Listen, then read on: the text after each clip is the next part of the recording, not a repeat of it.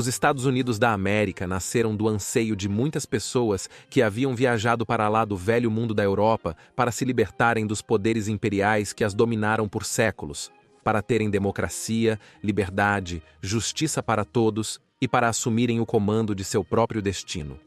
O nascimento da nação americana foi doloroso, primeiro por ter que lutar contra as forças dos britânicos e depois contra os povos indígenas da América do Norte, dentro e fora das novas fronteiras que haviam declarado. Entre os muitos conflitos, a nova nação teve que estabelecer suas próprias leis, sistema político e cultura. Nada disso se desenvolveu da noite para o dia. Obviamente, nem sempre haveria um consenso.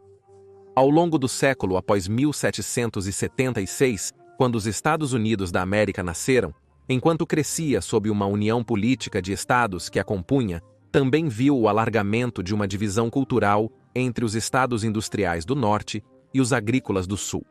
Talvez mais do que qualquer outra coisa, os dois lados dessa divisão se encontraram em desacordo sobre a questão da escravidão.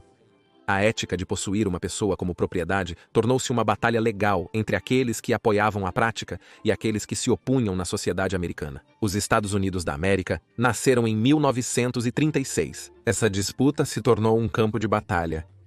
Mais americanos morreram na Guerra Civil Americana, que assolou o continente norte-americano entre 1861 e 1865, do que em qualquer outra guerra em que os americanos lutaram ao longo de sua história. E enquanto as batalhas perduraram por muito tempo, as ramificações da Guerra Civil continuam a ser sentidas até hoje na América, sobre questões como cultura e raça. Hoje, mergulhamos no capítulo mais sombrio da história americana.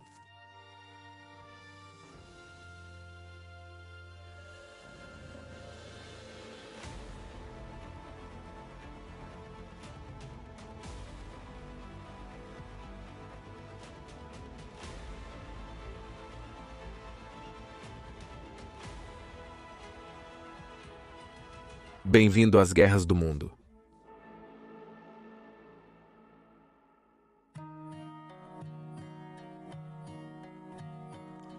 O debate sobre a escravidão na América, na verdade, antecede a própria Declaração de Independência.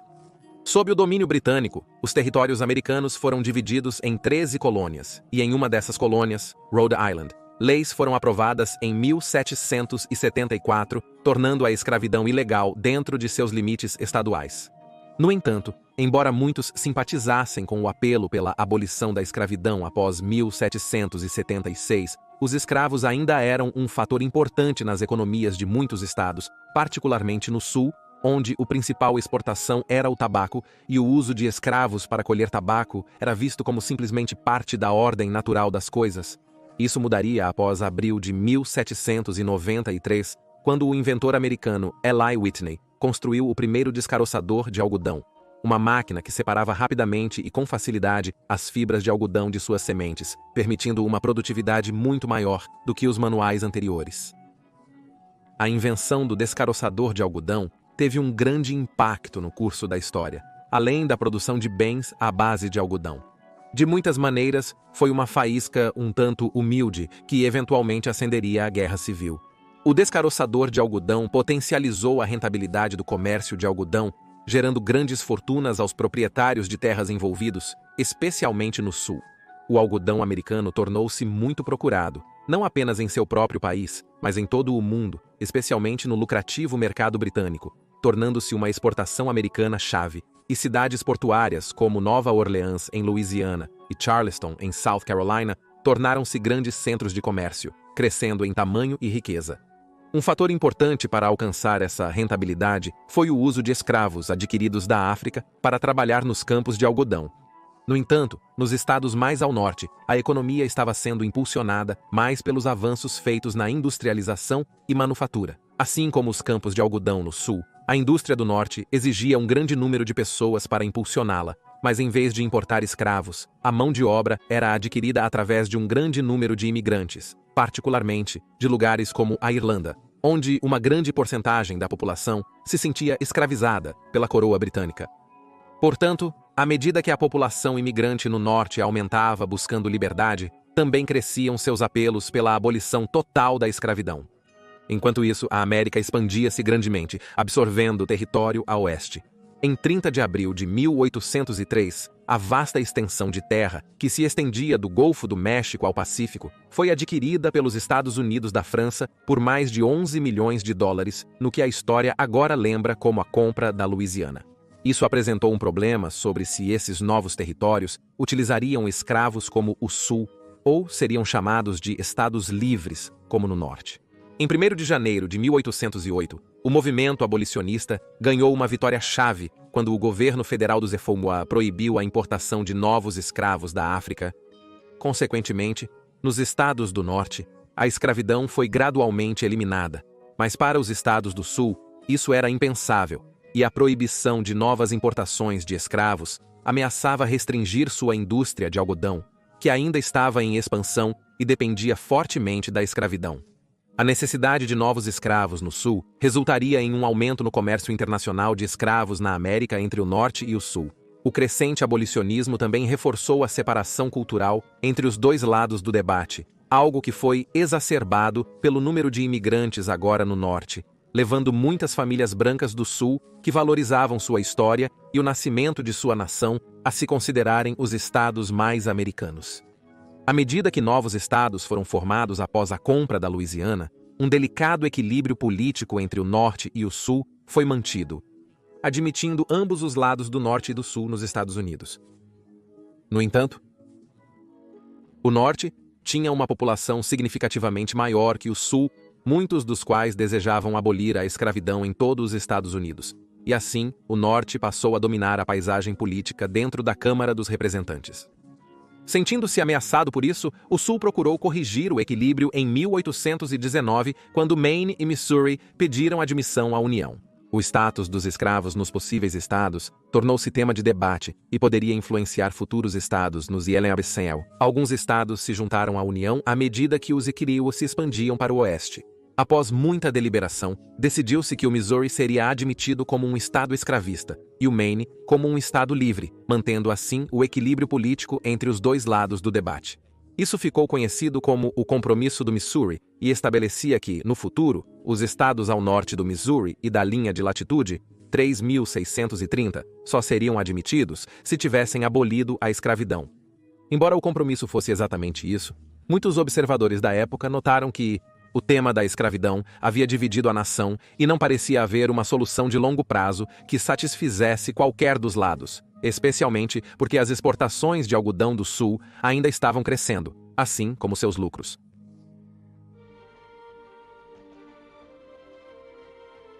Enquanto isso, as tensões com o vizinho México, cujas fronteiras eram maiores, abrangendo os atuais estados americanos do Texas e da Califórnia, começaram a aumentar. Em 1836, o Texas se separou do México, declarando-se uma república independente, mas isso resultou tanto nos mexicanos quanto nos americanos, expressando ambições de absorver o novo país em suas próprias nações. Em 1843, o presidente americano John Tyler, visando a reeleição, decidiu anexar o Texas à sua política.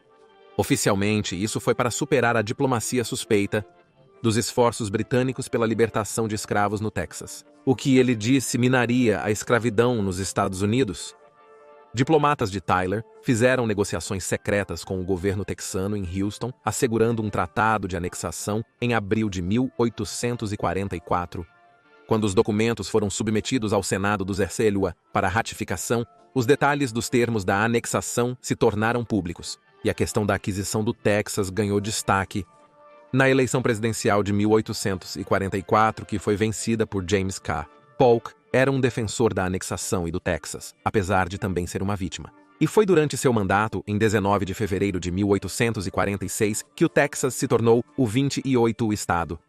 Isso provocou a Guerra Mexicano-Americana de 2 anos. Essa guerra foi um marco na história americana.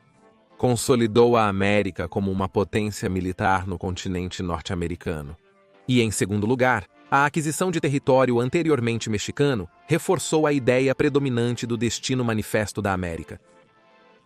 Uma crença amplamente difundida entre o povo dos Estados Unidos de que sua população estava destinada por Deus a se expandir pelo continente norte-americano, trazendo lei, ordem instituições americanas e o cristianismo para a vasta fronteira. Mas enquanto a própria guerra ajudou a unificar algumas das divisões na sociedade americana, foi na paz que se seguiu que as divisões, particularmente em torno da escravidão, não apenas reapareceram, mas se inflamaram. Os Euai agora alcançavam o Oceano Pacífico, e o tema da escravidão nos novos territórios era novamente debatido. Tanto o Norte quanto o Sul mantiveram suas respectivas visões e desejavam impor essas visões ao Texas.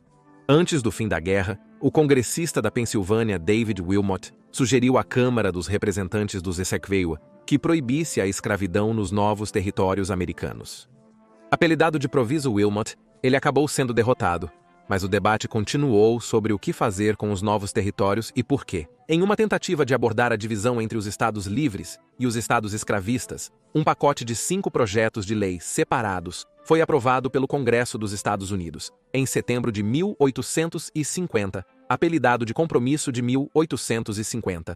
Sob esse compromisso, a Califórnia foi admitida nos Estados Unidos como um estado livre, enquanto as demais partes da antiga terra mexicana foram organizadas nos territórios de Novo México e Utah.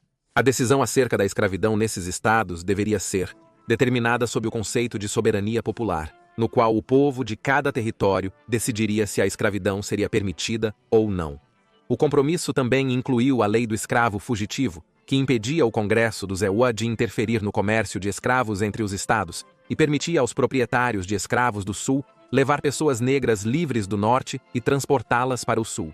Se isso não enfureceu o suficiente os abolicionistas do Norte, o ato também tornou um ato criminoso para aqueles no Norte ajudar os escravos a escapar de seus mestres do Sul.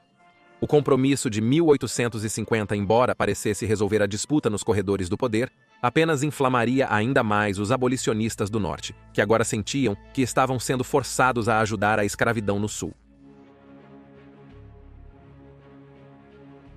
O debate se intensificou em 4 de janeiro de 1854, quando o democrata Stephen A. Douglas propôs um projeto de lei para ordenar o território de Nebraska, a fim de trazer a área sob controle civil e permitir que ele construísse uma ferrovia transcontinental através do território. No entanto, os senadores do Sul se opuseram a isso porque a região ficava ao norte da latitude 3.630, estipulada no Compromisso do Missouri de 1820, o que significava que Nebraska se tornaria um estado livre, o que ameaçava perturbar o equilíbrio político entre os estados livres e escravistas a favor dos primeiros.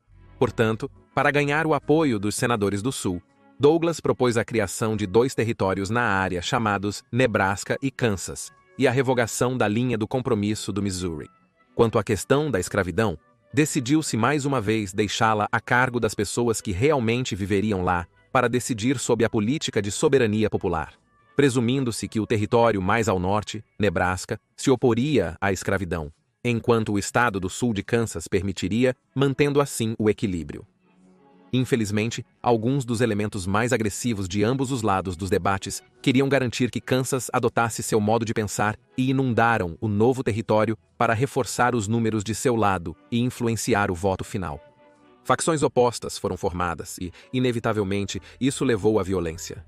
No final de 1855, bem mais de 1.000 pessoas do estado escravista do Missouri cruzaram a fronteira para o Kansas e atacaram a cidade abolicionista de Lawrence, que foi eventualmente saqueada por eles alguns meses depois. Em resposta a esses ataques, um dos abolicionistas mais radicais, um homem chamado John Brown, organizou o assassinato de 5 colonos, supostamente pró-escravidão, ao longo do Pottawatomie Creek. Seguiram-se então cerca de 4 meses de violência entre pequenos grupos armados em todo o leste do Kansas, incluindo uma pequena força levantada por John Brown, construída sobre a reputação de seu ataque aos 5 colonos. Esse período ficou conhecido como Kansas Sangrento, e no final de 1856 tropas federais tiveram que ser chamadas para restaurar a ordem antes que o povo do Kansas votasse para se tornar um estado livre. Mas a violência continuou por anos depois, embora de forma mais esporádica do que em 1856. Sangue foi derramado sobre o debate pela escravidão e para extremistas como John Brown não havia volta. Em 1857, os abolicionistas sofreram um revés com o caso de Dred Scott, um escravo levado pelo seu dono para Illinois e depois para Wisconsin, ambos lugares livres. Scott argumentou, portanto, que estando nessas áreas, onde a escravidão foi abolida, ele agora era livre. O Supremo Tribunal, com 9 juízes, foi convocado para julgar o caso. Porém, 6 apoiavam a escravidão. Consequentemente, o tribunal determinou que os negros não eram cidadãos segundo a Constituição dos Amel de 1787. Essa decisão enfureceu os abolicionistas.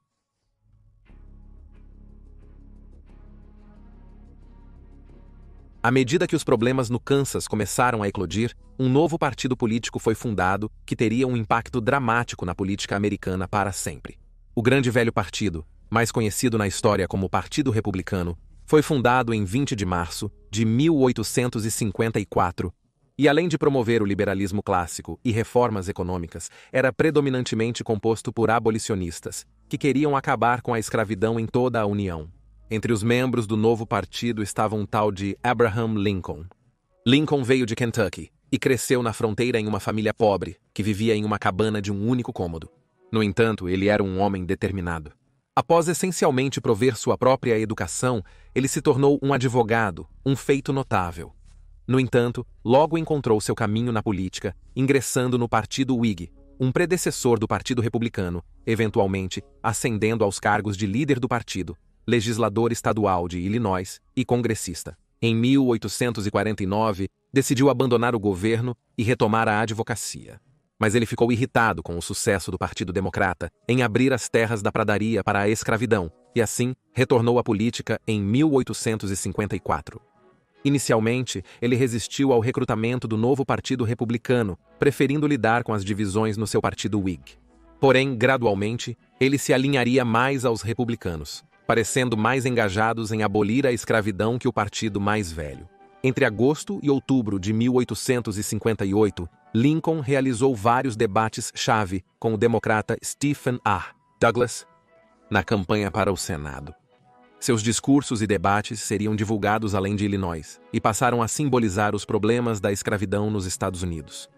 Embora Lincoln tenha perdido a eleição para Douglas, muito do que ele disse nos debates passou a formar sua campanha presidencial em 1860, e ele foi consolidado como um campeão do movimento anti-escravidão.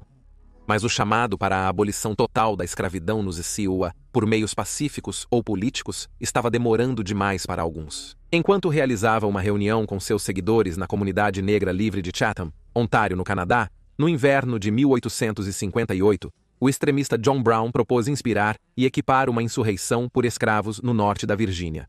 A crescente frustração com a falha em alcançar a emancipação pacífica dos escravos no sul fez com que muitos abolicionistas, incluindo os mais pacíficos, fossem receptivos à violenta sugestão de Brown. Aqueles que não eram membros ativos o apoiaram através de armas, suprimentos, dinheiro ou inteligência. No início do próximo ano de 1859, Brown e seus apoiadores alugaram uma fazenda perto de Harper's Ferry, Virgínia, que usaram como base para o seu planejado ataque a um arsenal federal próximo. Em 16 de outubro, Brown e seus 21 seguidores ocuparam a capital federal dos Sioux, executando seu audacioso plano para comprar armas para sua insurreição negra. No entanto, o plano logo se desfez, e ele foi rapidamente cercado pela milícia da Virgínia, comandada pelo coronel Robert E. Lee. Na luta que se seguiu, os homens de Brown foram dominados, com 10 sendo mortos na troca de tiros, enquanto o próprio Brown foi ferido e capturado. Brown foi julgado por traição, mas se tornou querido aos olhos dos abolicionistas como um mártir, enquanto fazia uma defesa apaixonada de suas ações. Foi considerado culpado e enforcado em 2 de dezembro de 1859. Mas as consequências do ataque foram amplas e altamente prejudiciais ao status quo político, particularmente no Sul, onde os medos de uma revolta de escravos apoiada pelo Norte foram alimentados quase fora de controle. Muitos proprietários de escravos do Sul começaram a suspeitar que o Norte nunca permitiria que mantivessem seus escravos, e isso os deixou questionando seu futuro. Na União dos Estados. Em 1860, o povo dos Estados Unidos estava se preparando para ir às urnas, mas por trás do exterior pomposo usual de uma campanha presidencial, os muitos estados que compunham a União estavam mais divididos do que nunca, com o próprio Partido Democrata sendo dividido entre as linhas do Norte e do Sul. após os recentes problemas com a escravidão. Nesse cenário, o audacioso novo Partido Republicano apresentou Abraham Lincoln como seu candidato à presidência. No dia da eleição, Lincoln ganhou pouco mais de $1 milhão, menos de 40% dos votos, mas significativamente ganhou a maioria no colégio eleitoral, com 180 votos eleitorais, varrendo o norte, bem como os estados da costa do Pacífico, da Califórnia e Oregon. Sua vitória abalou o sul pró-escravidão, pois Lincoln era visto como uma espécie de figura de proa do movimento abolicionista americano na época.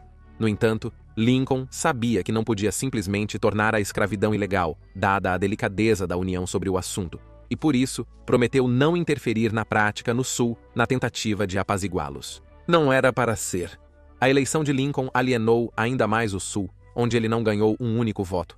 E em 17 de dezembro de 1860, uma convenção foi realizada na Carolina do Sul, que era o estado mais rico da União, para revogar a ratificação do Estado da Constituição dos Estados Unidos. Ao fazer isso, em 20 de dezembro, a Carolina do Sul deixou os Estados Unidos da América. A secessão da Carolina do Sul impactou profundamente Lincoln e provocou um efeito dominó nos outros estados do Sul, que se sentiram ameaçados pela presidência do Partido Republicano, levando vários deles a seguir o exemplo em poucas semanas. Mississippi secedeu em 9 de janeiro de 1861, seguido pela Flórida em 10 de janeiro e Alabama no dia seguinte. A Geórgia secedeu em 19 de janeiro, e a Louisiana se juntou aos estados separatistas em 26 de janeiro. Em 4 de fevereiro, representantes dos estados secedidos se reuniram em Montgomery, Alabama, formando uma coalizão provisória para criar seu próprio governo nacional. Eles nomearam sua nova aliança política de Estados Confederados da América, adotaram uma bandeira própria e, dias depois, escolheram Jefferson Davis como presidente.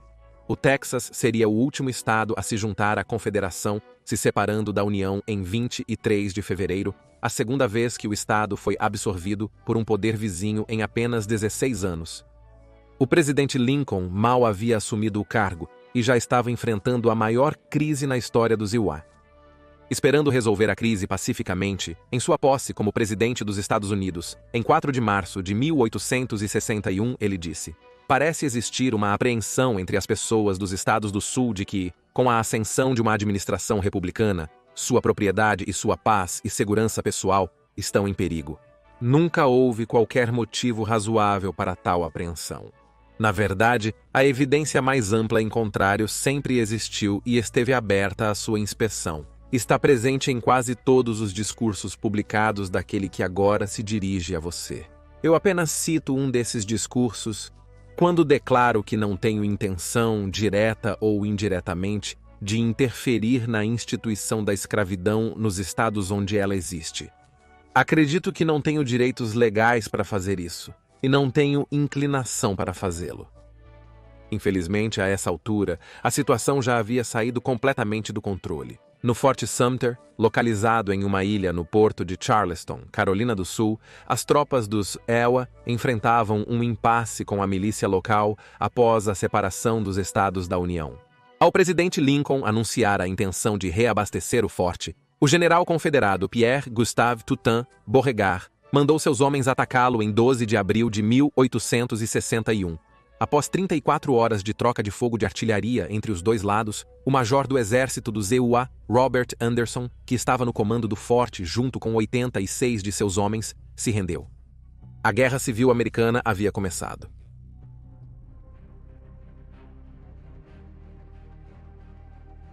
Em 15 de abril de 1861, o presidente Lincoln emitiu ordens para que um exército de 75 mil homens dos estados leais à União fosse levantado e enviado para o que ele se referiu como uma insurreição no Sul. O surto de hostilidades e o chamado de Lincoln para as armas forçou os estados a escolherem lados, e como resultado, Virgínia, Arkansas, Tennessee e Carolina do Norte optaram por se aliar à Confederação. Apesar do inchaço da Confederação com a adição desses estados, eles tinham várias desvantagens importantes em longa guerra contra a União.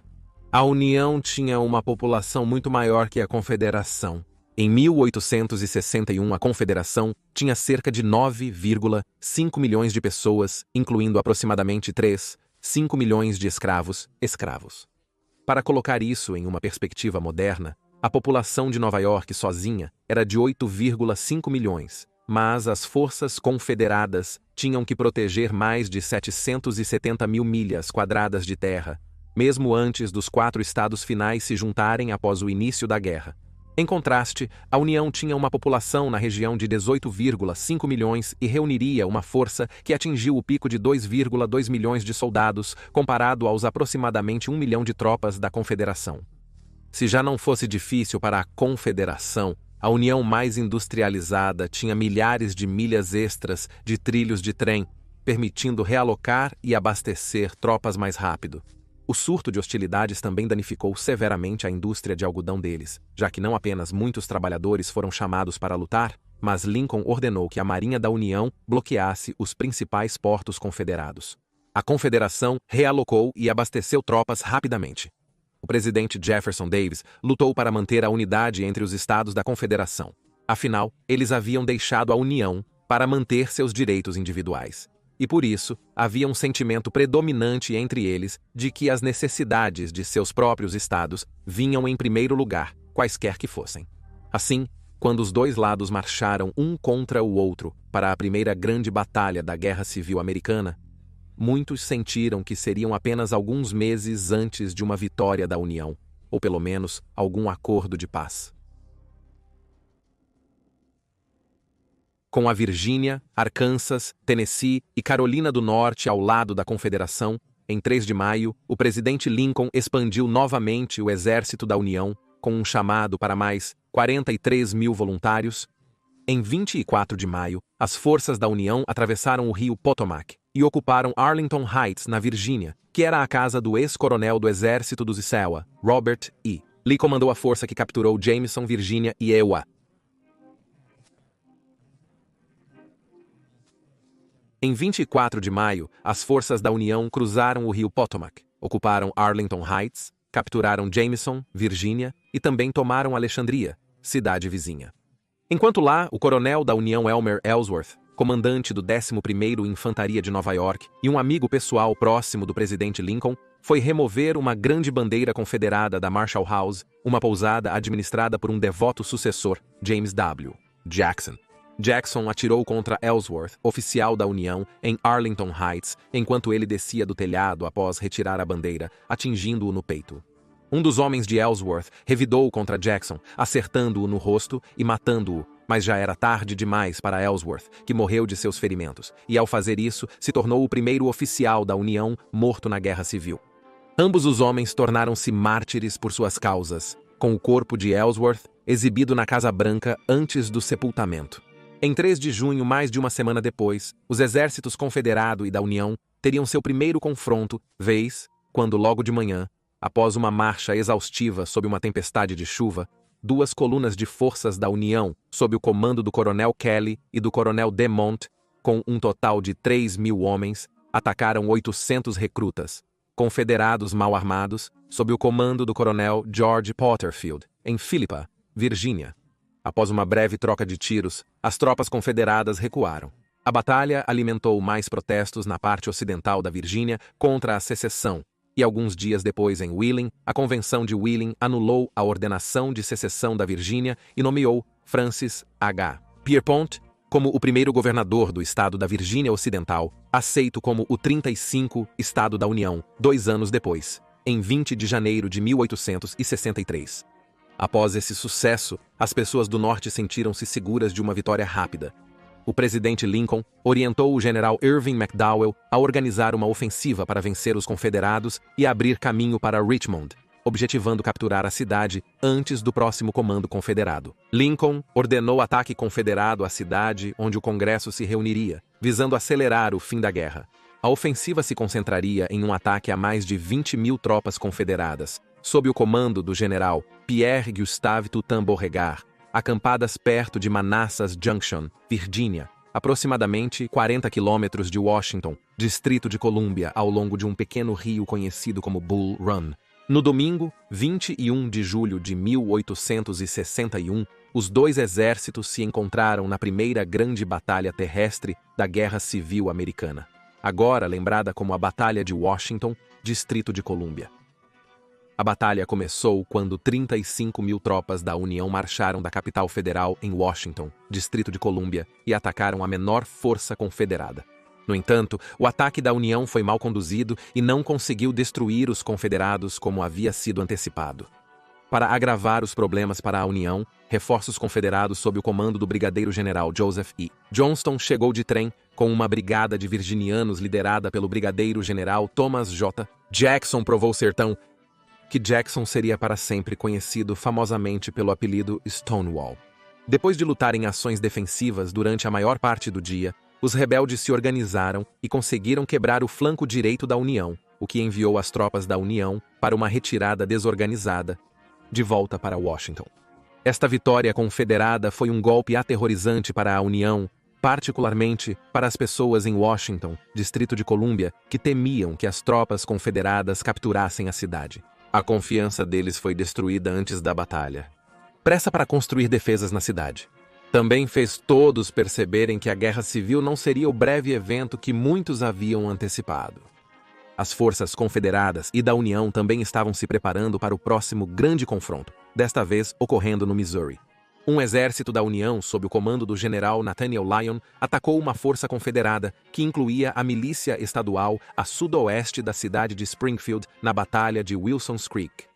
Após um dia de luta brutal, as forças da União foram compelidas, mas não antes de Lyon ser morto, tornando-se o primeiro general da União a morrer na guerra. De acordo com uma testemunha da União, Lyon foi morto por um soldado chamado John Morgan, que atirou no general com uma antiga pistola de cavalaria depois que Lyon atirou uma pedra nele, quando ele se recusou a se render. Como tantos outros já, Lyon tornou-se mais um mártir. A União voltaria a desfrutar da vitória, no entanto, em 28 de agosto, quando suas forças navais atacaram os recém-concluídos Fortes Clark e Hatteras, em Cape Hattie, Hatteras, Carolina do Norte. 880 homens dos 9º e 10º Voluntários de Nova York desembarcaram na costa à noite em pequenos barcos. Os confederados abandonaram o Forte Clark para Hatteras para aguardar reforços, após o que poderiam retomar o forte, mas eles nunca chegaram, e após um pesado bombardeio por navios de guerra da União, no qual mais de 3.000 projéteis foram disparados em 3 horas, os confederados se renderam. Foi o início da campanha da União para fechar os portos confederados e estrangular seu vital comércio de algodão.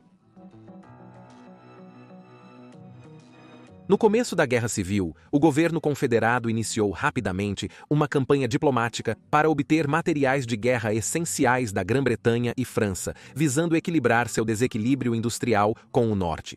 Em novembro de 1861, o navio britânico RMS Trent deixou Havana, Cuba, com 2 comissários confederados, James M., a bordo, Mason e John Slidell, levando-os para Londres. Os 2 confederados, após uma longa jornada evitando as forças da União para chegar a Cuba, tiveram sua sorte encerrada quando o Trent foi interceptado no Canal das Bahamas pelo navio de guerra dos USS San Jacinto, sob o comando do capitão Charles Wilkes. Agindo sem instruções oficiais, Wilkes removeu à força os 2 comissários e os internou no Fort Warren, em Boston. Apesar dos elogios no norte, a apreensão a bordo de um navio britânico violou acordos anteriores, resultando na perda do navio britânico. Com o início da Guerra Civil, os britânicos adotaram a posição oficial de que a Guerra Civil era um assunto estritamente interno do povo americano. Mas a Grã-Bretanha também dependia extremamente do algodão produzido pelos Estados Confederados para sua indústria têxtil, e, portanto, era do interesse deles manter a linha de fornecimento aberta. No entanto, os Ileoua acusaram a Grã-Bretanha de aliança com a Confederação, um ato que diplomatas da União alertaram que levaria à guerra. Os britânicos elaboraram uma resposta vigorosa, ameaçando guerra com a União se os homens não fossem retornados à custódia britânica. O governo britânico chegou ao ponto de convocar um comitê especial de gabinete para fazer preparativos para a guerra, ordenando reforços para o Canadá e enviando navios de guerra da Marinha Real para as águas da América do Norte. Eles também interromperam a venda de salitre, vital para a fabricação de pólvora para países estrangeiros, antecipando que as forças britânicas precisariam dele nos próximos meses. Felizmente, acalmaram-se os ânimos e um acordo diplomático preveniu a guerra entre Grã-Bretanha e União.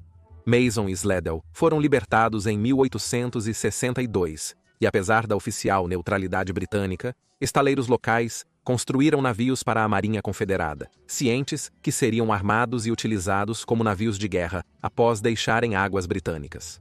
De volta à Terra, em 21 de outubro de 1861, cerca de 1.700 tropas da União encontraram um número igual de confederados na Batalha de Ball's Bluff, na Virgínia. Coronel da União Edward D. Baker, senador do Oregon e amigo do presidente Lincoln, guiou as tropas pelo rio Potomac, mas foi forçado a recuar, sendo morto na margem do rio. À noite, chegaram reforços confederados, forçando a União a recuar de volta através do rio, esforço no qual muitos soldados da União se afogaram nas águas geladas. Apesar de seus sucessos avassaladores, o início da guerra havia sido uma série de desastres para Lincoln e a União. O novo ano trouxe uma nova onda de batalhas entre a União e os Confederados, começando em Kentucky, um estado que se declarou neutro no início da guerra. No entanto, o exército confederado desconsiderou sua declaração, enviando tropas para o estado em 3 de setembro de 1861, o que levou a União a enviar tropas sob o comando do brigadeiro-general Ulysses S. Grant. Em 10 de janeiro de 1862, duas forças opostas, de pouco mais de 2.000 homens cada uma, se encontraram na Batalha de Middle Creek, que terminou com uma vitória da União.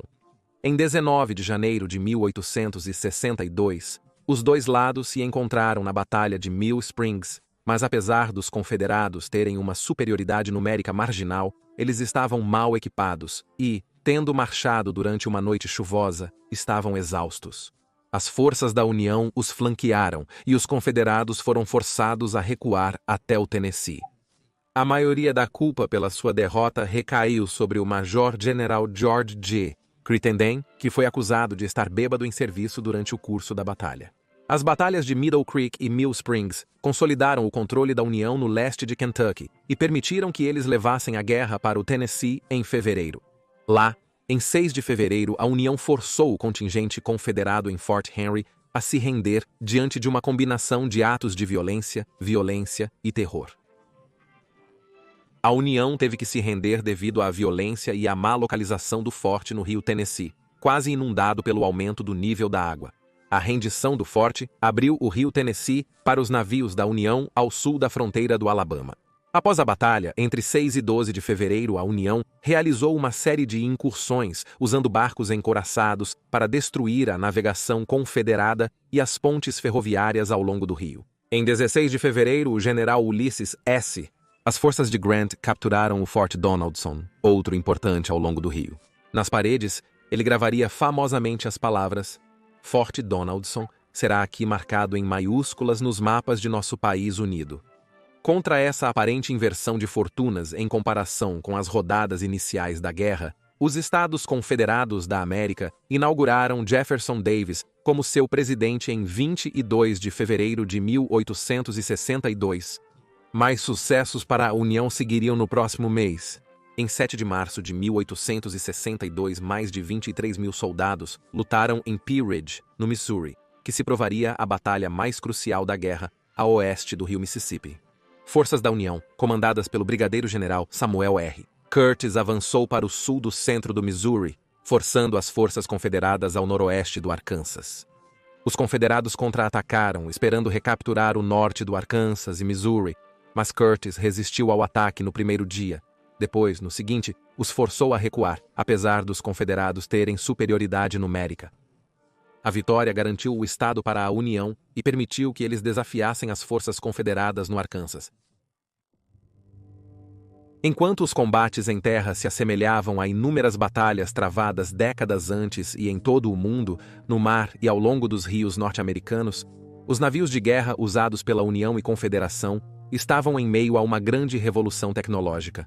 Embora a vela ainda fosse o principal meio de propulsão, estava rapidamente sendo apoiada por motores a vapor, que seriam usados para manter um navio móvel mesmo se os mastros tivessem sido derrubados, o que teria incapacitado navios que dependiam apenas de velas. O poder do vapor permitiu que os navios saíssem de seus portos sem dependência do vento favorável. Tão revolucionária quanto foi a adição de novas armaduras e armamentos nos navios. Na década de 1820, as marinhas adotaram canhões que disparavam granadas explosivas, em vez da convencional bola de canhão. O dano que essas armas causariam em embarcações de madeira era imenso, levando as marinhas do mundo todo a começar a revestir seus navios com armadura de ferro, dando origem ao termo encouraçado. Na Guerra da Crimeia, os franceses utilizaram efetivamente baterias flutuantes de canhões encouraçados, que absorveram muita punição enquanto silenciavam os shoguns russos. Em 1856, lançaram o primeiro navio de guerra encouraçado, o Glory. O trabalho num navio de guerra encouraçado nos Yatakiua, iniciado em 1854, foi frequentemente adiado. Depois que os Estados Confederados se separaram, eles começaram a trabalhar na conversão do antigo USS Merrimack em um encouraçado e o renomearam como CSS Virginia. A União, temendo o dano potencial do navio, acelerou a construção do seu próprio, batizando-o de USS Monitor em resposta à Virgínia. O Monitor não se parecia com nenhum outro navio da época, tendo um casco que não se estendia muito para fora da água, tornando-o convés muito molhado em tempo ruim. A característica mais proeminente do Monitor era que ele abrigava seu armamento principal, um par de canhões de 280 mm em uma torre rotativa, que lhe proporcionava um amplo arco de fogo em comparação com as antigas armas fixas, tradicionalmente usadas em navios de guerra. Finalmente concluído, o USS Monitor estava pronto para entrar na luta, e em 8 de março de 1862, na Batalha de Hampton Roads, na Virgínia, a tripulação do encouraçado da União soube que seu homólogo confederado havia enfrentado um bloqueio da União, afundando 2 navios da União e forçando o outro, o USS Minnesota, a encalhar. No dia seguinte, a Virgínia retornou para terminar o trabalho, mas para surpresa dos confederados, o USS Monitor apareceu e se colocou entre a Virgínia e o Minnesota encalhado. Pela primeira vez na história, 2 navios de guerra encouraçados se enfrentaram em combate. Na batalha, as torres do Monitor foram danificadas, mas ele escapou. O USS Monitor escapou com danos, obrigando a tripulação a mantê-lo em movimento e atirar na Virgínia quando possível. Depois de 2 horas de batalha, ambos os navios sofreram danos que teriam naufragado qualquer um 10 anos atrás. Ainda assim, o combate cobrou seu preço, com o Monitor ficando brevemente incapacitado, enquanto o capitão da Virgínia foi forçado a admitir que não tinha armas para afundar o encouraçado da União. Ambos os lados se retiraram para reparos. A batalha entre os encouraçados foi um primeiro significativo nos anais da história naval, mas não foi o último, e esforços estavam em andamento nos Estados Confederados para desencadear uma nova e potencialmente imbatível arma para a luta. Enquanto isso, a guerra no mar continuava, com ambos os lados fazendo esforços para interromper o transporte comercial do outro na tentativa de danificar suas economias, seja bloqueando seus portos ou caçando-os com navios de guerra armados. De volta à terra, a União continuou seu avanço em Tennessee. Após a captura dos fortes Donaldson e Henry, levando a Batalha de Shiloh em 6 de abril, o general confederado Albert Sidney Johnston, considerado por muitos como um dos comandantes mais competentes do Sul, havia reagrupado uma força de mais de 40 mil homens no oeste do Tennessee para enfrentar as forças da União sob o comando do General Grant, que tinha mais de 60 mil homens. Johnston foi morto no primeiro dia de batalha, liderando um ataque contra as forças de Grant. Foi atingido por uma bala atrás do joelho direito. Devido à intensidade do tiroteio, era difícil compreender a situação. O general foi atingido por um tiro, levando muitos a pensar que um dos seus próprios soldados, ao atirar contra as forças da União, poderia tê-lo acertado acidentalmente. Ele seria o oficial confederado de mais alta patente a morrer na guerra.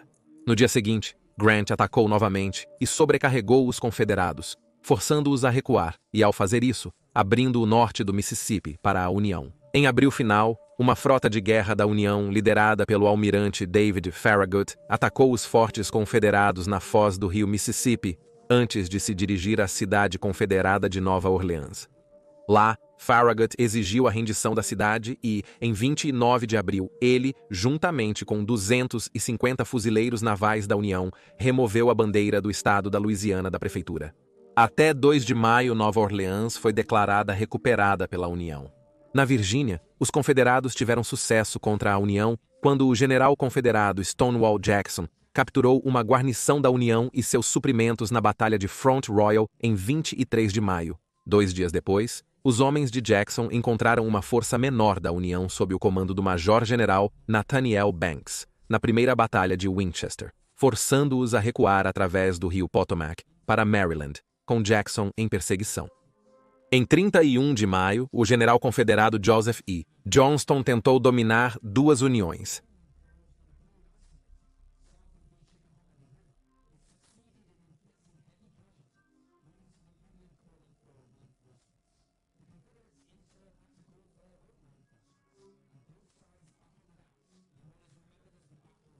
Após a batalha terminar, ambos os lados declararam vitória, embora na realidade tenha sido um resultado inconclusivo que custou a vida de quase 1.800 homens.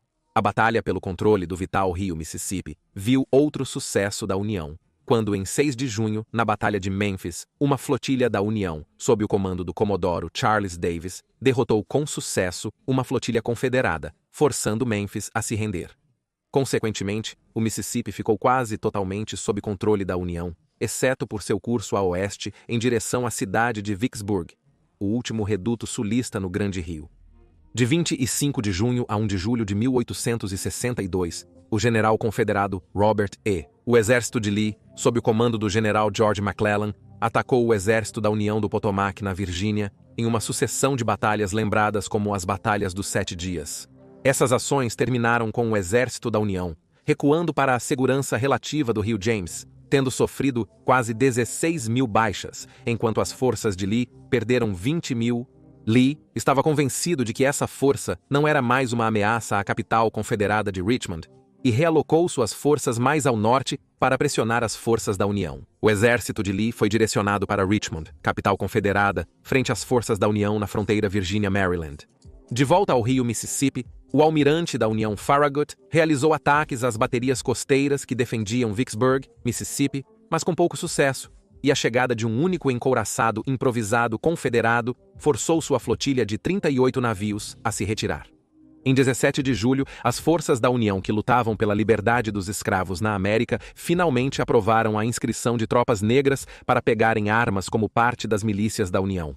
Em agosto, as forças da União no norte da Virgínia, sob o comando do general John Pope, que havia sido recentemente transferido do Teatro Ocidental, estavam operando em bolsões dispersos e enfrentando as forças do General Lee marchando para o norte. Em 9 de agosto, ocorreu um embate indeciso na montanha Cedar, que se estendeu esporadicamente pelo mês, até que Lee direcionou a força experiente de Stonewall Jackson para uma árdua marcha de 50 milhas, flanqueando a posição da União. Jackson conseguiu capturar o depósito de suprimentos de Pope, onde as forças confederadas tiveram sucesso. As tropas comemoraram antes de aniquilar o que sobrou.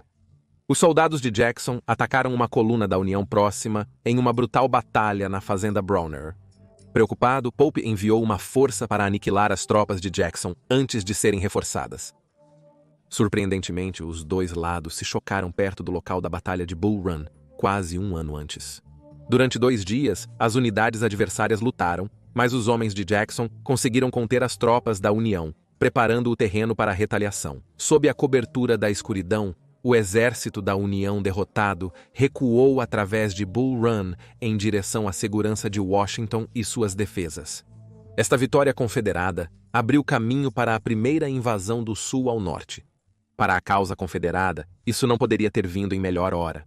O presidente Lincoln já havia formulado a proclamação de emancipação que libertaria todos os escravos nos chamados estados rebeldes à medida que voltassem ao controle da União. Só precisava ser promulgada. No entanto, os conselheiros de Lincoln agora o alertaram contra a promulgação após a vitória de Lee. Ainda mais problemático para o presidente era uma próxima eleição de meio de mandato, e ele precisava de uma reviravolta na sorte em breve para garantir sua posição e aplicar a proclamação. Ciente de tudo isso, Lee apresentou a Ordem Especial 191 em 9 de setembro, que delineava seu plano de atacar as forças da União em Maryland e no norte da Virgínia, dividindo sua força em 2. No entanto, 2 soldados da União tropeçaram em uma cópia selada dessas ordens e as entregaram ao seu comandante, que as passou para o general McClellan. Ciente do plano de Lee, as forças de McClellan ofereceram forte resistência aos confederados em 14 de setembro em Sharpsburg, levando Lee a ordenar que suas forças se reagrupassem no próximo riacho de Antietam. O que se seguiu foi um banho de sangue. Após uma intensa neblina matinal se dissipar, as tropas da União atacaram o flanco esquerdo de Lee. Os confederados, cansados e famintos, travaram uma luta valente, mas foram subjugados, com 15.000 baixas sofridas por ambos os lados em apenas 8 horas. Ao anoitecer, esse número havia subido para 23.000, com 3.650 mortos, tornando-o o dia mais sangrento da Guerra Civil até então. E no dia seguinte, Lee ordenou que seus confederados ensanguentados se retirassem para o sul de volta à Virgínia, esperando que McClellan os seguisse. No entanto, McClellan permaneceu em Maryland, para a grande decepção de Lincoln, que sentiu que o general havia perdido uma oportunidade de desferir um golpe crucial contra os confederados. No entanto, Lincoln teve sua vitória, e em 22 de setembro a Proclamação de Emancipação foi emitida inicialmente. Frustrado com a decisão de McClellan, Lincoln o substituiu como comandante do exército de Pontomac pelo general Ambrose Burnside, que foi pressionado por Lincoln a adotar uma postura mais agressiva contra as forças de Lee. Burnside aceitou relutantemente o comando e organizou uma força de 120.000 homens para lançar um ataque de 2 frentes contra Lee em Fredericksburg, no leste da Virgínia. Lee tinha apenas 80.000 homens sob seu comando quando Burnside atacou, mas os confederados estavam bem preparados e fizeram bom uso de suas posições defensivas no terreno elevado. A força de Burnside foi posteriormente derrotada após a maior batalha da guerra, que tanto reenergizou os confederados quanto devastou o moral da União. Foi um triste fim de ano. À medida que a guerra entrava em seu segundo ano, ambos os lados estavam sofrendo com as dores do conflito. Os confederados, sempre em desvantagem numérica em relação à União, já haviam promovido um recrutamento militar para manter seus números elevados. Foi principalmente a qualidade de sua liderança militar que permitiu que eles evitassem serem dominados. Agora, tendo seus próprios números diminuídos por batalha após batalha, a União introduziu a conscrição militar. No entanto, os parâmetros para quem deveria ser convocado não eram populares, pois pareciam focar nos pobres e menos qualificados, muitos dos quais já lutavam para ganhar a vida. Agora, eles estavam sendo tirados de suas famílias, que teriam que encontrar alguma maneira de lidar sem eles. E isso começou a inspirar ressentimento em relação à causa da União e às recém-emancipadas comunidades negras em cujo nome a guerra foi travada. No mês seguinte, tanto nas frentes oriental quanto ocidental da guerra, a União prosseguiu a ofensiva, instigando uma nova campanha na Virgínia contra o exército do General Lee, ainda acampado em Fredericksburg. No oeste, o exército da União se moveu para cercar Vicksburg, Mississippi, em um esforço para tomar o último reduto confederado no rio Mississippi. Em 30 de abril, Lee, com 60.000 homens, encontrou 80.000 tropas inimigas posicionadas atrás dele, graças a uma marcha e travessia de rio brilhantemente executadas pelo major-general da União, Joseph Hooker. Hooker proclamou que Lee poderia e gloriosamente fugir ou dar batalha em nosso terreno. Mas seria Hooker quem acabaria custando à União a sua vitória. Ele havia sido desestabilizado por uma série de contra-ataques intensos realizados pela retaguarda confederada e desperdiçou sua vantagem ao parar para erguer defesas contra eles, apesar de sua superioridade numérica. Lee, ao lado de Stonewall Jackson, assim teve tempo para planejar e executar sua própria manobra de flanqueamento nos dias seguintes. Até o dia 6 de maio, Hooker foi forçado a recuar, tendo perdido 17.278 baixas para as 12.826 de Lee. Foi uma vitória vazia para os confederados, no entanto, pois durante a luta, Jackson foi morto por tropas confederadas, que o confundiram e a seu grupo com uma força da União. Lee não perdeu tempo em aproveitar sua vitória e incentivou seus homens a avançarem para o norte, na Pensilvânia, mas também sabia que suas forças estavam em um estado precário. Comida, munição e cavalos para transportar seu exército estavam todos em falta, e ele contava com a captura do que precisava do inimigo à medida que avançava. Ao saber do avanço de Lee, o general Hooker mandou uma incursão de cavalaria para atacar os confederados em Brandy Station. Os confederados resistiram fortemente e a cavalaria da União se dividiu para atacar bilateralmente, porém, graças a uma ótima realocação de suas tropas, o general confederado J. conseguiu. E.B. Stuart conseguiu repelir a cavalaria da União. Ele então conseguiu salvar a cidade e seu exército recuou mais tarde no mesmo dia. Na Batalha de Segundo Winchester, uma semana depois, as tropas confederadas do general Richard Ewell venceram as forças da União do general Robert Milroy, assegurando o vale de Shenandoah. No mês seguinte, os confederados passaram por York e chegaram à ponte sobre o rio Susquehanna, em Colômbia, apenas para descobrir que a milícia da União a havia queimado, retardando seriamente seu avanço. Em Washington, D.C., havia temores de que os confederados eventualmente alcançassem a cidade. E assim, Lincoln, tendo mais uma vez perdido a fé em um de seus comandantes, desta vez o general Hooker, o substituiu pelo major-general George Gordon Meade. Meade rapidamente formou uma força para perseguir o exército de Lee, agora na Pensilvânia e próximo a Gettysburg.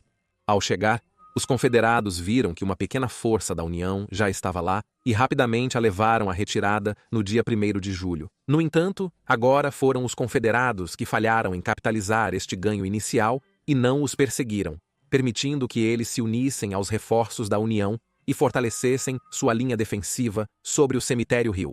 No dia seguinte, Lee ordenou um ataque às tropas da União que estavam se entrincheirando diante dele. No entanto, o ataque foi mal organizado e as tropas confederadas demoraram horas para engajar o inimigo. Os confederados avançaram, mas foram interrompidos ao anoitecer, após combates brutais. No dia seguinte, a União contra-atacou, enquanto Lee, que erroneamente acreditava que suas forças estavam à beira de derrotar a União, ignorou conselhos de seus subordinados e ordenou um ataque através de um campo aberto, que ele acreditava que lhe garantiria a vitória. As tropas da União, por outro lado, estavam bem equipadas, entrincheiradas e protegidas por muros de pedra, e dizimaram os homens confederados. Percebendo seu erro, Lee rapidamente se esforçou para reorganizar seus homens em uma linha defensiva. Ele esperava um ataque da União em 4 de julho que nunca ocorreu. Sob a escuridão e forte chuva, ele ordenou que suas tropas se retirassem sob a proteção da União. As baixas da União na batalha somaram 23 mil, enquanto os confederados perderam cerca de 28 mil homens, mais de 1/3 do exército de Lee. Em termos de dívida de guerra, Gettysburg foi a batalha mais sangrenta de toda a Guerra Civil. As coisas já estavam ruins para os confederados e pioraram quando Lee recuou de Gettysburg, sendo perseguido pelas forças da União lideradas pelo general Ulysses S. Grant. Aceitaram a rendição da guarnição confederada em Vicksburg, garantindo assim o rio Mississippi para a União e negando uma linha de suprimento vital para os estados confederados no oeste. Tais derrotas significaram que todas as esperanças da Confederação de receber reconhecimento estrangeiro foram frustradas. E mais uma vez, havia um sentimento no ar de que a Confederação eventualmente cairia para a União. Uma semana após Vicksburg cair, as forças da União atacaram as defesas confederadas perto de Charleston, Carolina do Sul. Entre as tropas da União comprometidas em capturar a cidade estava o 54 Massachusetts, a Infantaria Colorida, o primeiro regimento de voluntários afro-americanos a ver combate.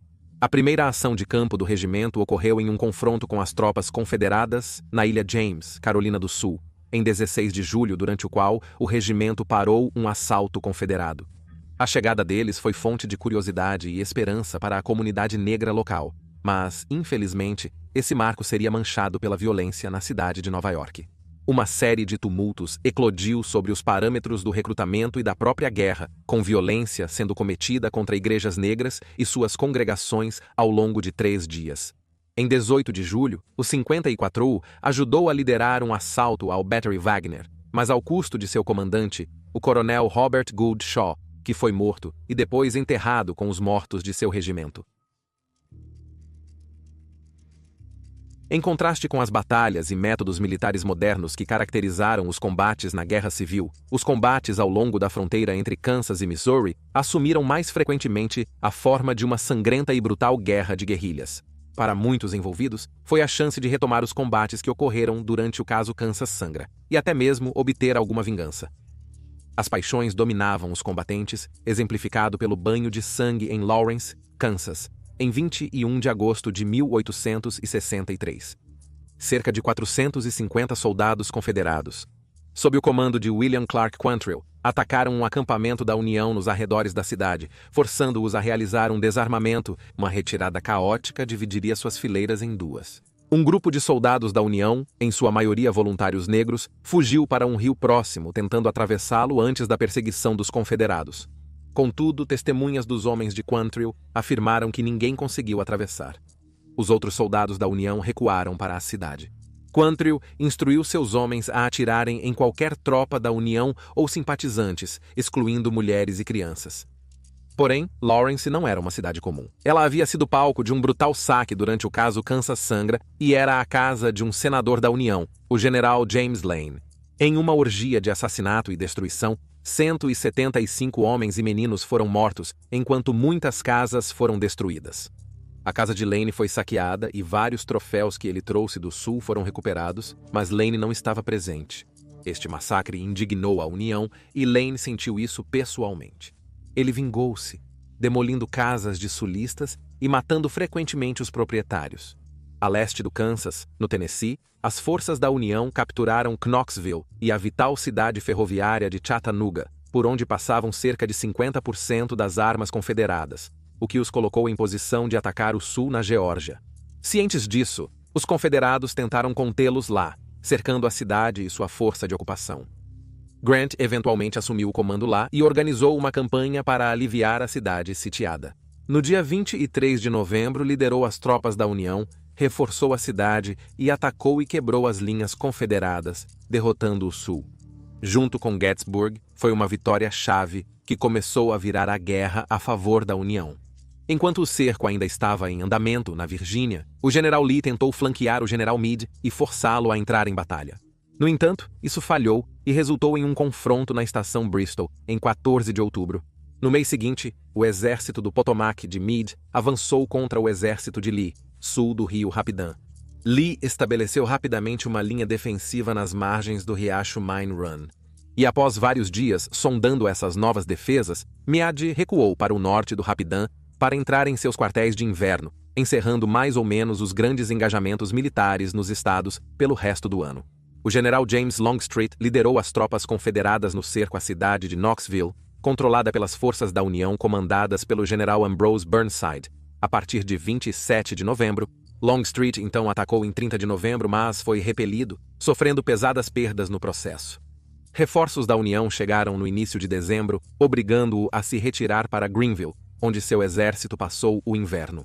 Com o fim do ano, o presidente Lincoln emitiu uma proclamação controversa, que qualquer soldado confederado que concordasse em parar de lutar e jurar lealdade à União seria perdoado. Ele esperava que isso inspirasse deserções em massa do Sul e acelerasse o fim da guerra. Mas apesar de todos os seus contratempos, a Confederação estava longe de estar acabada. A chegada do novo ano trouxe a Lincoln a perspectiva de eleições perto do final do ano. Apesar da intensa guerra civil, a democracia no país não foi suspensa.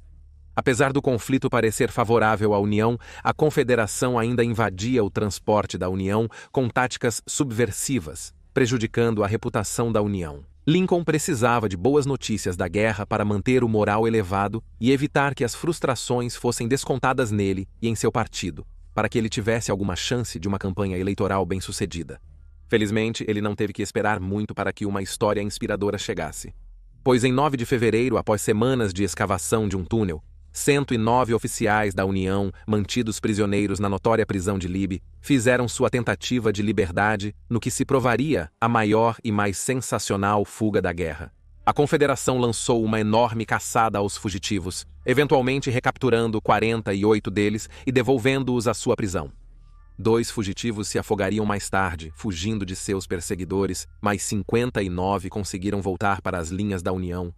Menos de uma semana depois, as forças da União sob o comando do general William T. Sherman, após um mês avançando pelo centro do Mississippi, entraram na cidade de Meridian e a garantiram para a União.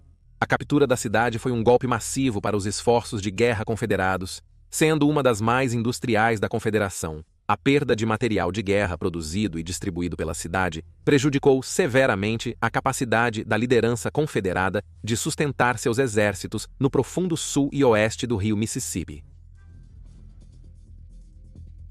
Em 17 de fevereiro de 1864, o USS Housatonic, um navio de guerra da União de 1.200 toneladas, estava impondo um bloqueio contra Charleston, na Carolina do Sul, quando vigias avistaram um objeto estranho parcialmente submerso sob a superfície da água, se aproximando do lado de seu navio por volta das 20h45.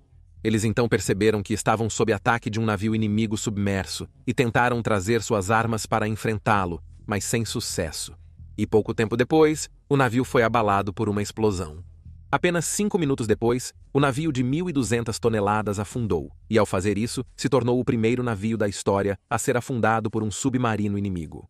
O submarino envolvido foi o H.L. Hunley, construído no Alabama, e foi o mais recente em uma série de esforços dos Estados Unidos da América e posteriormente confederados para produzir um submarino confiável.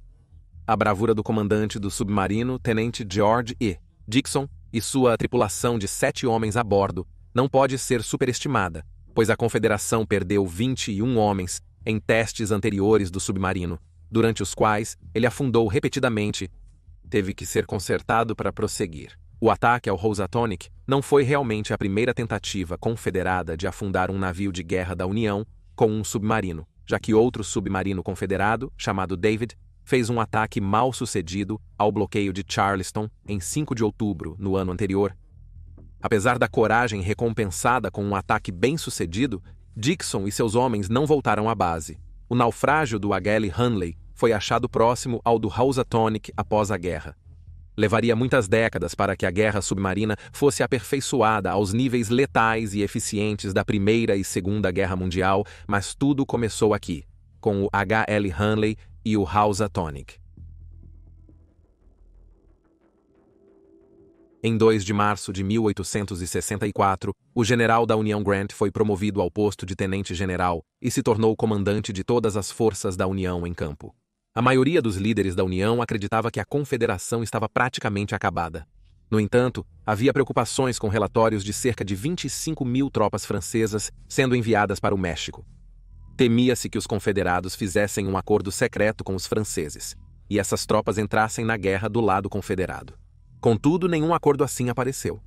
Muitos comandantes da União achavam que era necessário agora era forçar os soldados confederados a entrar em batalha, onde eles usariam seus suprimentos restantes e seriam dominados pelo superior número de forças da União.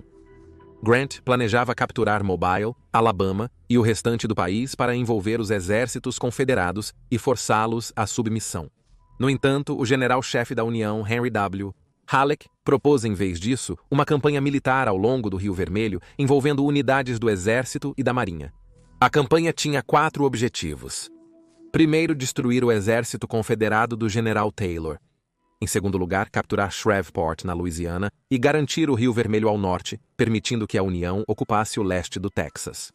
Em terceiro lugar, confiscar até 100.000 fardos de algodão das plantações ao longo do Rio Vermelho, prejudicando ainda mais a economia confederada.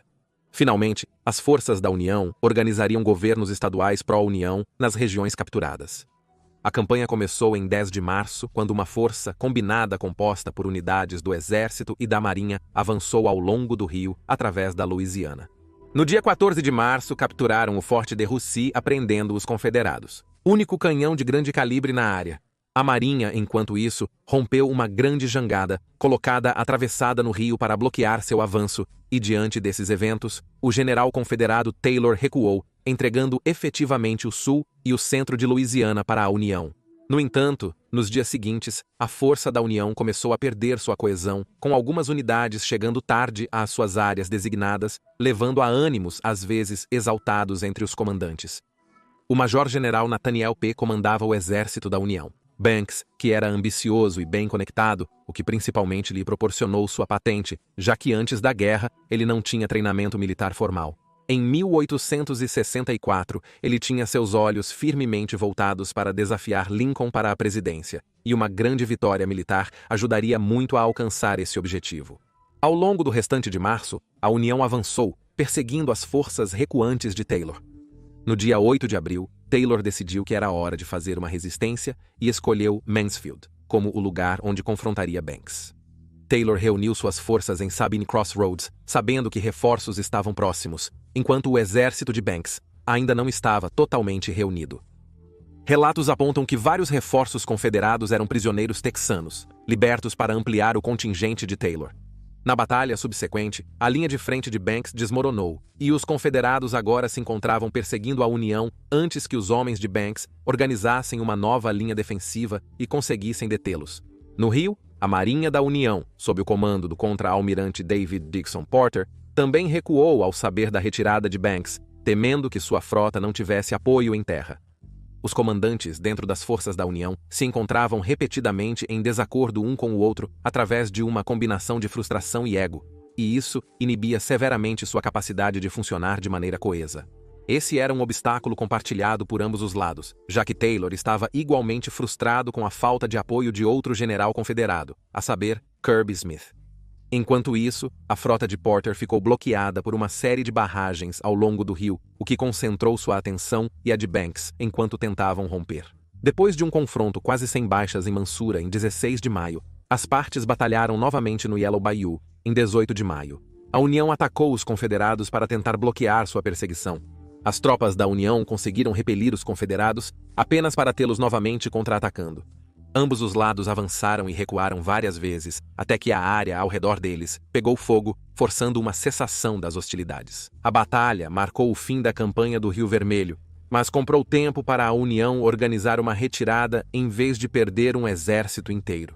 Para Banks, marcou o fim de sua carreira militar, e o estigma da derrota o perseguiria enquanto ele tentava recuperar suas aspirações políticas.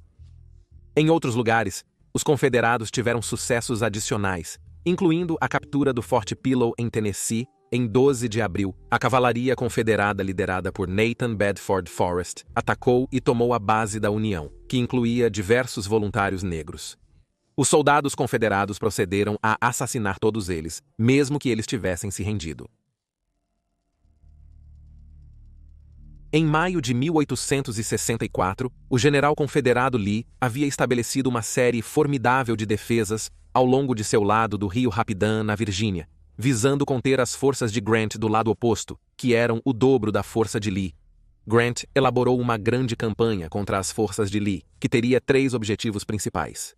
Primeiro, as forças de Grant atravessariam o rio Rapidan abaixo das defesas de Lee, e então se voltariam para a posição confederada.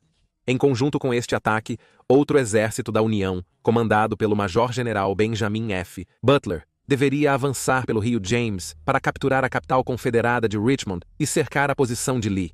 Uma terceira força da União sob o comando do Major-General Franz Sigel deveria se infiltrar ao sul pelo Vale de Shenandoah para desafiar o flanco esquerdo de Lee e interromper suas linhas de abastecimento.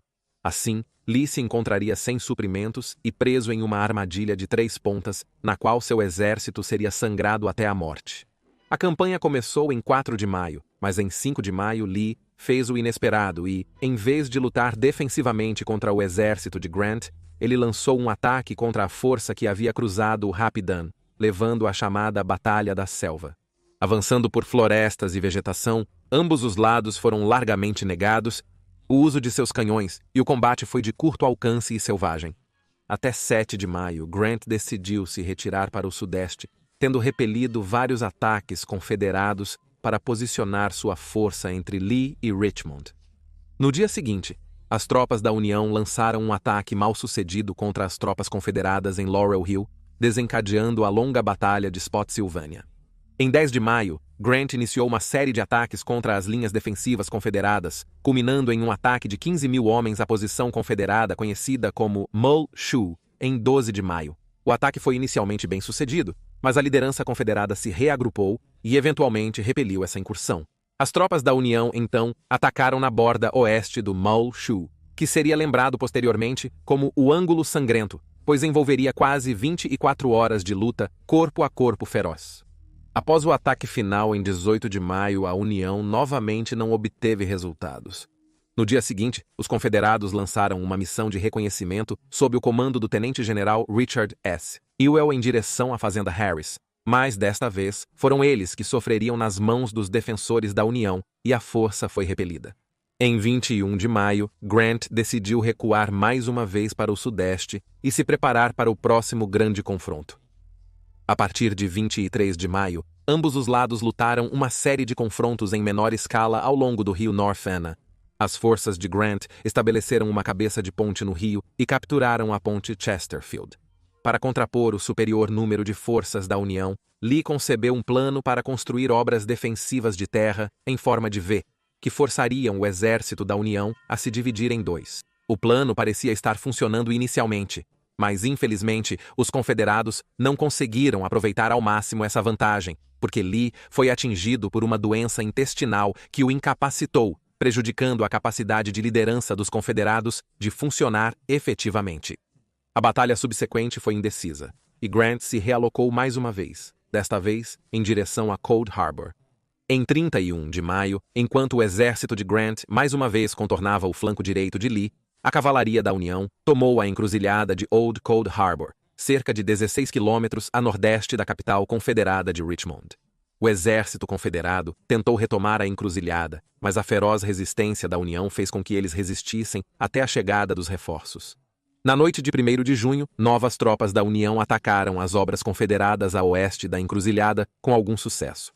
No dia seguinte, o restante de ambos os exércitos se acumulou para enfrentar um ao outro, com os confederados construindo ainda mais fortificações e posições defensivas elaboradas, que eventualmente se estenderam por cerca de 7 milhas. 3 corpos de tropas da União atacaram os confederados no extremo sul da linha, mas foram facilmente repelidos com enormes baixas. As tentativas de assalto ao extremo norte e ao lado sul da linha falharam. Grant disse sobre a batalha em suas memórias pessoais, citação, "Eu sempre lamentei que o último assalto em Cold Harbor fosse feito. Nenhuma vantagem foi obtida para compensar a pesada perda que sofremos." Os dois exércitos lutaram ferozmente nos dias seguintes ao longo da linha defensiva estabelecida por Lee, até que na noite de 12 de janeiro, Grant mais uma vez relocou seus homens, marchando-os para o rio James. Foi uma impressionante vitória defensiva para Lee, mas em uma cruel reviravolta, apesar de suas vitórias contra Grant na campanha Overland, suas próprias perdas foram tão proporcionalmente altas em comparação com a União que a campanha foi algo como uma derrota para a Confederação. Após a inconclusiva batalha da Igreja de Santa Maria em 24 de junho, Lee se viu recuando para a cidade de Petersburg, uma cidade vital para Richmond, que o general confederado sabia que poderia ser destruída. Era uma batalha que a União não podia ganhar. Lá, Lee novamente construiu uma série extremamente intrincada de defesas, incluindo trincheiras destinadas a manter as forças de Grant fora dos limites da cidade. Nos meses seguintes, Grant faria inúmeras tentativas de romper essas defesas, que teriam pouco sucesso, e temendo um contra-ataque. Confederado, os exércitos da União construíram suas próprias linhas defensivas, fortificações e trincheiras para conter os confederados na cidade. Foi o início do cerco de Petersburg, e duraria até o ano seguinte. A natureza da guerra de trincheiras, muitas vezes estática, proporcionou um presságio sombrio do que viria meio século depois na Europa. Em 8 de junho, Lincoln recebeu a indicação de seu partido para presidente nas próximas eleições. 2 dias depois, uma força confederada derrotou as tropas da União numericamente superiores na Batalha de Bryce's Crossroads, no Mississippi. Então a guerra, de repente, chegou à porta de Lincoln de uma maneira surpreendente. Após derrotar as forças da União na Batalha de Monocacy, em Central Maryland, em 9 de julho, o Major-General Confederado J. A. Early aproveitou sua vantagem e se moveu para o sul em direção à capital da União, Washington, Distrito de Colômbia, com a intenção de saqueá-la, esperando que isso desmoralizasse seriamente o lado da União e reenergizasse a Confederação. Em 11 de julho, a força cansada de Early alcançou os arredores de Washington, próximo a Silver Spring, e iniciou a busca por vulnerabilidades nas fortificações da cidade. Naquele tempo, a cidade era defendida principalmente por milícias de homens idosos e soldados em recuperação de ferimentos de batalha. Durante a noite, reforços do exército da União de Grant, sitiando Petersburg, foram realocados rapidamente em transportes para reforçar as defesas da cidade. Em 12 de julho, Early atacou Fort Stevens, uma das posições na linha defensiva da União ao norte da cidade, mas seus homens foram rechaçados pelas tropas veteranas recém-chegadas de Grant. À tarde, as tropas da União contra-atacaram e expulsaram os invasores confederados de suas posições em frente ao Fort Stevens, uma ação pessoalmente observada por Lincoln, que assistiu dos fortes e foi alvo direto de um atirador confederado.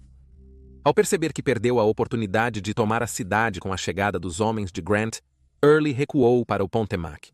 Ele teria dito a um de seus oficiais de equipe depois: "Nós não tomamos Washington, mas assustamos Abe Lincoln como o inferno." Enquanto Lee e Grant lutavam na Virgínia, a União também estava realizando outra campanha ao sul, com o objetivo de capturar a cidade de Atlanta, na Geórgia. O Major-General William Sherman invadiu a Geórgia a partir de Chattanooga, Tennessee, forçando a retirada das forças confederadas em maio de 1864. As forças de Sherman perseguiram os confederados, que resistiram ferozmente às tropas da União em escaramuças e batalhas durante todo o verão. No entanto, as forças da União persistiram, e em 1º de setembro, as tropas confederadas estacionadas em Atlanta sob o general John Hood foram forçadas a abandonar a cidade, permitindo que Sherman marchasse e a tomasse. Foi mais um golpe devastador para os confederados, que agora lutavam contra as tropas da União, defendendo seu prêmio até novembro, quando Sherman empreendeu sua famosa marcha para o mar em 15 de novembro. Antes de as tropas da União deixarem Atlanta, no entanto, Sherman as fez destruir qualquer indústria dentro da cidade que contribuísse para o esforço de guerra confederado. Após deixar Atlanta, Sherman e cerca de 60.000 de seus soldados seguiram em direção a Savannah, Geórgia, com a intenção de assustar a população civil do estado a abandonar a causa confederada. Sherman não destruiu nenhuma cidade em sua rota, na esperança de motivar a população a se voltar para a União em vez de vê-los como simples invasores. Porém, encontrando resistência, as casas dos resistentes foram destruídas, enviando uma mensagem clara à população de que, se você reagisse, seria punido. Em 10 de dezembro, o exército de Sherman chegou a Savannah, completando a marcha para o mar, tendo encontrado apenas bolsões esporádicos de milícia para se opor a eles. Em Savannah, suas tropas tomaram o Fort McAllister, forçando os defensores confederados a evacuar a cidade. Após deixar Atlanta, o general John Bell tentou atacar as linhas de suprimento de Sherman ao norte, na expectativa de fazer o general da União recuar. Em vez disso, Sherman deixou as forças da União no Tennessee para lidar com as ameaças, levando à Batalha de Nashville, um confronto de 2 dias que começou em 15 de dezembro de 1864, com a força do major-general da União, George H. Thomas. Em uma das maiores vitórias alcançadas pelo exército da União durante a guerra, Thomas atacou e derrotou o exército de Hood, destruindo-o em grande parte e encerrando a ameaça confederada ao Tennessee. O final do ano trouxe consigo a campanha eleitoral para Lincoln, para angariar apoio dos chamados democratas de guerra, membros do Partido Democrata que apoiavam a União, bem como seus republicanos. Ele concorreu sob a bandeira do Partido da União Nacional. Lincoln foi reeleito em uma vitória esmagadora, o que significava que ele poderia redirecionar sua atenção para terminar a guerra. Poucos negariam que a vontade dos confederados de resistir ainda estava viva no início de 1865, mas a situação estratégica e logística em que se encontravam implicava em uma derrota eventual. Em 15 de janeiro, as forças da União atacaram e capturaram o Fort Fisher na Carolina do Norte, na foz do rio Cape Fear. Isso fechou o acesso dos confederados ao rio para Wilmington, Carolina do Norte, o último porto do sul na costa leste que estava sendo usado por corredores de bloqueio e transporte comercial. O porto foi subjugado pelas tropas da União em 22 de fevereiro. Em 1º de fevereiro, o exército de Sherman partiu de Savannah, saqueou suprimentos, queimou assentamentos em sua marcha pelas Carolinas antes de tomar Colômbia em 17 de fevereiro. Em 4 de março de 1865, Lincoln fez seu segundo discurso de posse como presidente, no qual, além de esboçar suas esperanças por uma vitória rápida, também expressou suas esperanças de reparar os danos causados e reunir a nação. Citação: sem maldade para com ninguém, com caridade para todos, com firmeza no que é certo, como Deus nos dá para ver o que é certo, esforcemo-nos para terminar o trabalho em que estamos, para curar as feridas da nação, para cuidar daquele que terá suportado a batalha e por sua viúva e seu órfão, para fazer tudo o que possa alcançar e valorizar uma paz justa e duradoura entre nós e com todas as nações. Enquanto isso, as forças de Sherman avançavam pela Carolina do Norte, ocupando Fayetteville em 11 de março e virando para o norte até 16 de março, quando encontraram e confrontaram as tropas confederadas. Depois de um dia de combate, os confederados recuaram à noite, conseguindo retardar o avanço das forças da União. Após 3 dias, as forças de Sherman encontraram as defesas do general confederado Johnston. Uma luta amarga ocorreu até que ambos se entrincheiraram para se enfrentarem. No dia seguinte, Sherman enviou reforços ao campo de batalha, esperando Johnston se retirar. Entretanto, com o general confederado mantendo-se firme, houve apenas combates esporádicos até o 3º dia, quando as tropas da União contornaram e atacaram os confederados pela retaguarda. Os confederados conseguiram repelir o ataque, mas percebendo que a longo prazo sua posição era insustentável, Johnston optou por se retirar do campo de batalha durante a noite. De volta à Virgínia, o cerco a Petersburg continuou. O general confederado Lee planejou atacar as tropas da União na esperança de inclinar o equilíbrio a seu favor. Ele comandou a guarnição da União no Forte Stedman, um ponto crítico na linha de cerco da cidade. Apelidada por muitos como a última grande ofensiva de Lee, as forças confederadas conseguiram capturar o forte, mas não conseguiram mantê-lo por mais de algumas horas, e no final do dia, eles haviam recuado de volta para a cidade, com a situação estratégica inalterada por seus esforços. Em 31 de março, a situação na cidade e, por associação, a capital confederada de Richmond, tornou-se ainda mais desesperadora quando as forças da União derrotaram os confederados, na White Oak Road, a oeste da cidade, ameaçando desestabilizar todo o seu flanco. Lee enviou tropas para proteger o cruzamento vital em Five Forks, porém não tiveram tempo hábil para construir defesas eficazes. Quando a União atacou em 1º de abril, os confederados foram derrotados decisivamente. Sentindo o laço se fechar ao seu redor no dia seguinte, em 2 de abril, Lee deu a ordem para abandonar tanto Petersburg quanto a capital confederada de Richmond. Presidente confederado Joe Davis e seu gabinete foram prontamente realocados para Danville, e em menos de 2 dias, Lincoln visitou o escritório de Davis em Richmond. Lee pegou o que restava de seu exército e marchou em direção ao exército de Johnston, esperando se juntar a ele, mas em 6 de abril, 1/3 dessa força sobrevivente foi encurralada ao longo das margens do Sailor's Creek e aniquilada. Lee e seus homens seguiram em frente, mas a esperança de alcançar o exército de Johnston foi frustrada em 9 de abril, quando encontraram o caminho bloqueado pela cavalaria da União em Appomattox. Lee iniciou um ataque rápido, pensando que a força da União era apenas cavalaria leve, que poderia ser derrotada permitindo sua fuga e de seus homens. No entanto, isso não era verdade, e ele logo se viu confrontado com grandes números de infantaria da União. Lee sabia que sua situação era desesperadora, e após fazer sua última resistência pelos Estados Confederados da América, ele não teve escolha a não ser se render ao general da União Ulysses S. Grant. O presidente Lincoln não teria muito tempo para aproveitar o sucesso. No dia 14 de abril, ele foi assassinado por um ator e simpatizante confederado, John Wilkes Booth, no Teatro Ford, em Washington, D.C. Ele foi sucedido por Andrew Johnson, que presidiu o fim da Guerra Civil.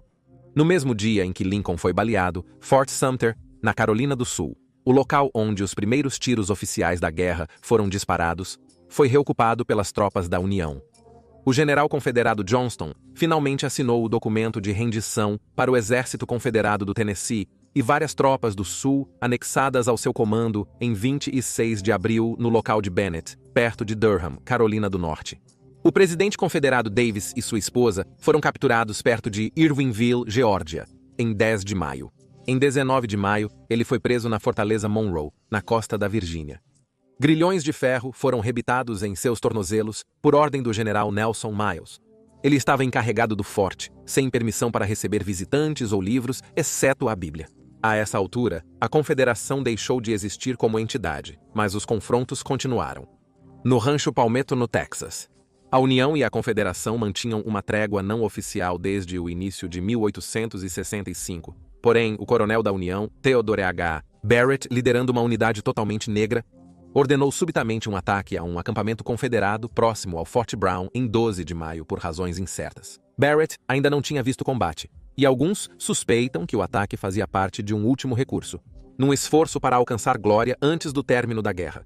Os atacantes da União capturaram alguns prisioneiros, mas no dia seguinte foram repelidos pelo coronel confederado John Salmon Fort e, ironicamente, a última batalha da Guerra Civil resultou em uma derrota da União.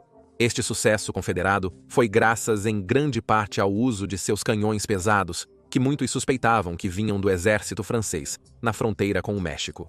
Nesta batalha, o soldado da União John J. Williams do 34, Regimento Indiana, é creditado como sendo o último homem morto neste confronto, e, portanto, o último homem morto na guerra. Em 26 de maio de 1865, com a rendição formal do último exército confederado, a Guerra Civil terminou oficialmente. No entanto, em uma ressalva à história da Guerra Civil Americana, a notícia da rendição não chegou a todos por um bom tempo depois. Na verdade, navios de guerra de ambos os lados operando na Europa, América do Sul e na costa canadense não ouviriam falar do fim da guerra até algumas semanas depois. Um mês após o fim oficial da guerra, um grupo de navios baleeiros operando no mar de Barents ficou chocado ao se ver sob ataque de um invasor confederado, o CSS Shenandoah.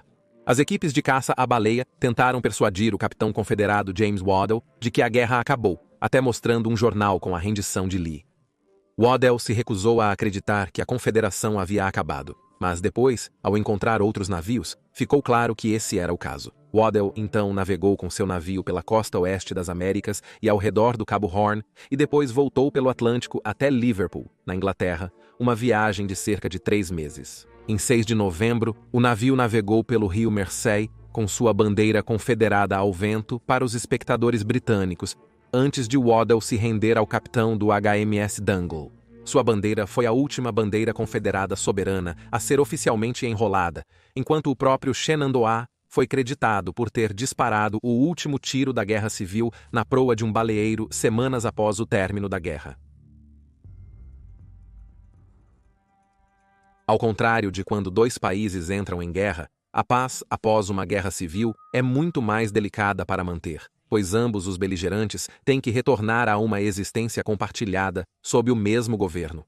Para o perdedor, isso é especialmente difícil de fazer, e muitos ex-soldados confederados se encontraram do lado errado da lei de guerra nos Estados Unidos reunificados.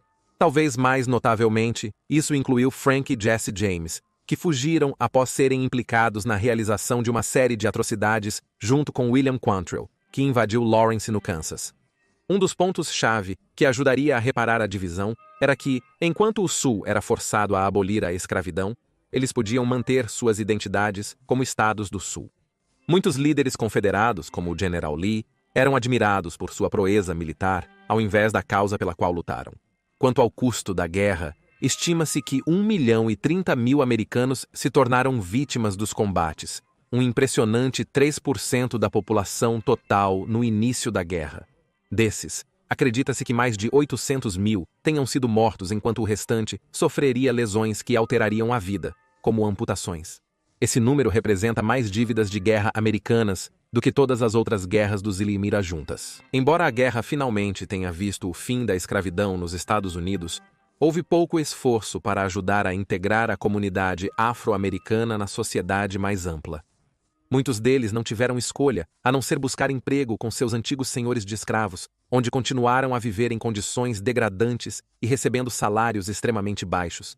No Sul, especialmente, mas também no Norte, as comunidades brancas e negras começaram a se separar em quase todos os níveis, levando a comunidades segregadas e legislação que reforçaria essa separação. A comunidade afro-americana teria que esperar mais de 100 anos para que o movimento dos direitos civis finalmente lhes concedesse igualdade de status dentro das leis dos Estados da América. Frequentemente esquecidas na Guerra Civil, as populações nativas americanas lutaram em ambos os lados, temendo represálias. No entanto, eles ainda foram brutalmente perseguidos durante e após a guerra, levando historiadores como Megan Kate Nelson, em 2020, a declará-los como um terceiro partido na guerra e um perdedor, independentemente do lado pelo qual lutaram. No entanto, as divisões raciais nos Estados Unidos continuam sendo um problema sério que as autoridades ainda lutam para resolver hoje e continua a levar a derramamento de sangue. Em 17 de junho de 2015, um atirador supremacista branco abriu fogo contra uma congregação de igreja em Charleston, Carolina do Sul, matando 9 pessoas. Após a atrocidade, houve pedidos para que todas as referências à Confederação nos Estados do Sul fossem abolidas, com estátuas de heróis confederados sendo derrubadas e a bandeira confederada sendo tornada ilegal. Os descendentes dos confederados argumentaram que eles eram americanos e acreditavam nos valores americanos, mas a confederação e seu legado faziam parte de sua herança e deveriam ser mantidos. Alguns historiadores argumentam que não devemos esquecer a confederação ou apagá-la dos livros de história porque é uma parte desagradável da história. Devemos lembrar do passado para que possamos abordar os erros cometidos então e para que não os repitamos no futuro. Falando sobre o assunto para a revista Time, em março de 2020, o historiador Cody Mars disse que tento situar os memoriais confederados não como memoriais para a confederação, mas como histórias retroativas sobre o que era a confederação e o que foi a Guerra Civil. Há uma diferença. Do meu ponto de vista, eles não são realmente lições na história da Guerra Civil. São lições na história das memórias americanas sobre a Guerra Civil. Legendas pela comunidade amara.org